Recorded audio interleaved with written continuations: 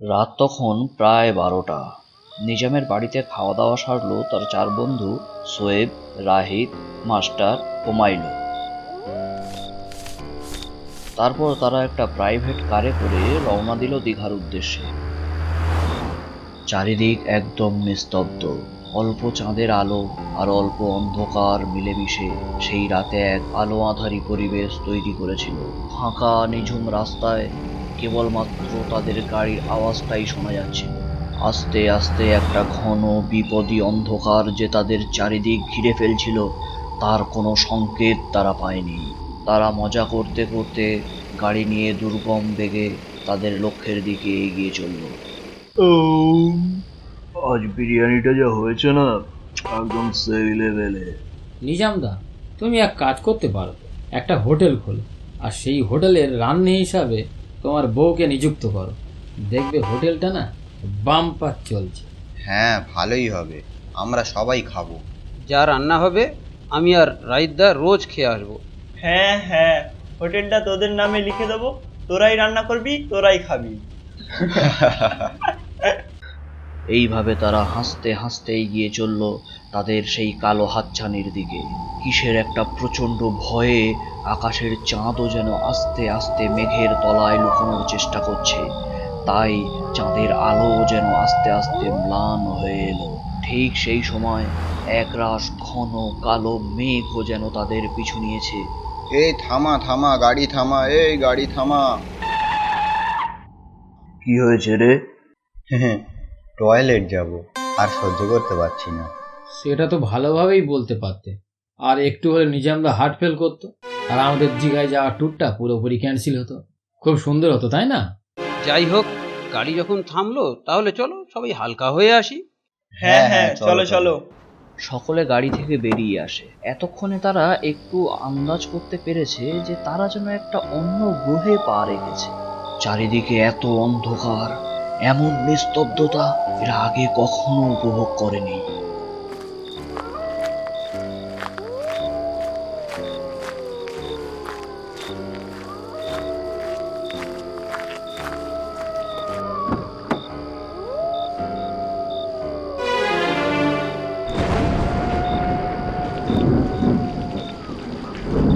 এই বিদ্যুতের আলোতে তারা দেখতে পায় তারা একটা ভাঙা পুরো বাড়ির সামনে দাঁড়িয়ে আছে। বাড়িটা যেন একটা দানবের মতো তাদেরকে জ্যান্ত চিবিয়ে খেতে আসছে। তারা ভয়ে দৌড়ে এসে গাড়িতে উঠে দরজা বন্ধ করে দেয়। গাড়ি স্টার্ট দিয়ে সেখান থেকে চলে যাওয়ার চেষ্টা করে, কিন্তু না, গাড়ি স্টার্ট নিচ্ছে না। বারবার চেষ্টা করা সত্ত্বেও তারা বিফল। তারা ভয়ে অস্থির, সকলে ঠক ঠক করে কাঁপছে। কি হলো ভাই? চল তাড়াতাড়ি। আরে দেখছিস না, গাড়ি স্টার্ট নিচ্ছে না। বৃষ্টিতে মনে হয় গাড়ির ব্যাটারিটা বসে গেছে, বুঝলে? কি হবে? হে ঈশ্বর, কি হবে? বাঁচাও বাঁচাও! দেখো, কেউ আমাদের গাড়ির চাকা ধরে বসে আছে হয়তো। এই অবস্থায় তুমি মজা করছো, বেয়াদব কোথাকার। আচ্ছা আচ্ছা, দাঁড়াও দাঁড়াও, সকলে মাথা ঠান্ডা করো। আমি যেটা বলছি সেটা সকলে একসঙ্গে করো আমার সঙ্গে, দেখি।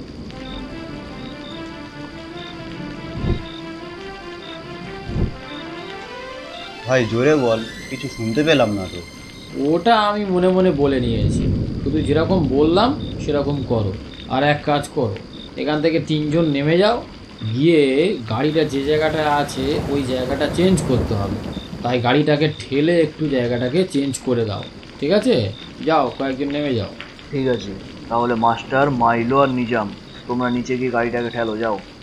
বাহ, আমার নদের নিমাই রে, পদ্ধতিটা আমি বললাম আর আমাকে বলে কিনা গাড়ি থেকে নেমে গিয়ে গাড়িটা ঠেলতে। তাই তোমরা 3জন নেমে যাও, গিয়ে গাড়িটা ঠেলো, কারণ আমার ভিতরে বসে দেখতে হবে পদ্ধতিটা ঠিকঠাকভাবে হচ্ছে কিনা। 3জন বেরিয়ে এসে গাড়িটাকে ঠেলে নিয়ে গেল খানিকটা, তবেই গাড়িটা স্টার্ট নিল। সকলে আবার গাড়ি তুলতে শুরু করলো। কিন্তু এতে যেন প্রকৃতি আরো ক্ষুব্ধ হয়ে গেল তাদের উপর। প্রচন্ড গর্জন করে আবার তাদেরকে সাবধান করতে লাগলো, যেন আরো বড় বিপদ তাদের জন্য অপেক্ষা করছে সামনে। কিন্তু তারা অবাধ্য, এগিয়ে চলল তাদের গাড়ি সমস্ত বাধা বিপত্তিকে অগ্রাহ্য করে। আরে ব্যাপারটা কি হলো বলতো? আমি একটা কথা বলবো। বল।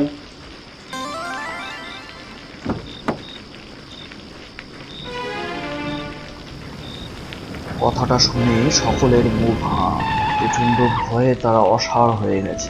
পরিস্থিতির পরিবর্তন আনতে আচ্ছা ভাই শোয়েব, তুমি সত্যি করে বলো তো, এ কোন চোখ দিয়ে দেখেছো? কারণ তোমার আবার তো একটা হেডলাইট কাটা। এই কথা শুনে সকলে হাসে এবং তাদের গাড়ি আবারও স্টার্ট দেয়। আসলে শোয়েবের একটা চোখ ছোটবেলায় নষ্ট হয়ে যায়, তাই তার ওই চোখটা এখন পাথরের তৈরি। এতক্ষণে বৃষ্টি খানিকটা কমলেও এখনো পুরোপুরি বন্ধ হয়নি। তাদের গাড়ি সাধারণ রাস্তা ছেড়ে এখন একটা হাইওয়ের উপর দিয়ে চলেছে। এতক্ষণ আর কেউ কোনো কথা বলে, কিন্তু গাড়ি যখন ঠিক হাইওয়ের মাঝখানে, তখন বুঝলে মাস্টার, আমার মনে হচ্ছে আমি যেন আর গাড়ি চালাতে পারছি না। কেমন একটা যেন লাগছে, গাড়িটা যেন নিজের মতো চলছে বলে মনে হচ্ছে। লাহিতের গায়ের লোম খাড়া হয়ে গেছে, দুটো চোখ যেন রক্তের মতো লাল। গাড়ির হেডলাইটের আলোতে দূরে যেন কিছু একটা দেখা যাচ্ছে। কি ওটা? কেউ একজন দাঁড়িয়ে আছে রাস্তার ঠিক মাঝখানে, কিন্তু এই অবস্থায় এত রাতে এই রাস্তায় কে দাঁড়িয়ে আছে? ও কি? ও ওর ওর- ওর মুখ কোথায়? মুখ তো শুধু চুলে ঢাকা। পিছন থেকে সকলে প্রচন্ড চিৎকার করে রাইটকে বলছে, গাড়িটা থামাও, থামাও, থামাও। কিন্তু না, কোনো কথা রাহিতের কানে ঢুকছে না। সে অন্ধের মতো গাড়িটাকে এগিয়ে নিয়ে চলেছে ওই বিভীষিকার দিকে। হঠাৎ যেন মেয়েটা বিদ্যুতের মতো গতিতে গাড়ির দিকে এগিয়ে এলো। ঠিক সেই সময় পিছন থেকে কেউ একজন গাড়ির স্টিয়ারিংটা ঘুরিয়ে দিল অন্যদিকে। গাড়িটা পাশের রেলিং এর সঙ্গে প্রচন্ড জোরে ধাক্কা লেগে বেশ কয়েকটা ভোল্ট খেলো। তারপর সব অন্ধকার। কই গো, ওঠো, কত বেলা হয়ে গেল, স্কুলে যাবে না? ওঠো ওঠো ওঠো, তাড়াতাড়ি ওঠো। এই কটা বাজে গো? এত জোরে ফ্যান চলছে, তাও তোমার এত ঘাম হচ্ছে কেন? কি হলো? মনে হয় আজ রাতে আমাদের দীঘার ট্যুরটা ক্যান্সেল করতে হবে, বুঝলে? কেন?